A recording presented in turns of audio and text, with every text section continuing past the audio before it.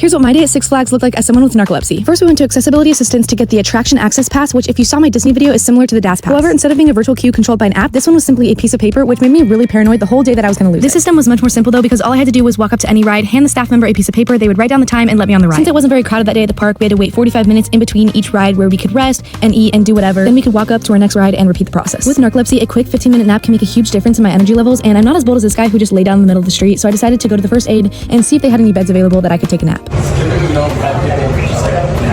The first aid worker was a little bit hesitant at first, probably because he didn't know a lot about narcolepsy and why I needed to lay down, but once I explained my situation, he led me to this area with a bunch of beds and I could pull a curtain and have a little private space to lay down. Situations like that are exactly why I talk about narcolepsy on here, because it's often misunderstood. Anyways, then we saw these Beats headphones in the arcade and we were convinced that we were going to win them, but I think it was literally impossible. Then we met and talked to some friends who recognized us on Tatsu, which is a ride where you lay on your stomach, and after we went, we got stuck on the ride like this for 15 minutes. It was literally the worst ride to get stuck on because it was super uncomfortable. By the end of the day, I was so exhausted, so Logan was so nice and carried me to the car.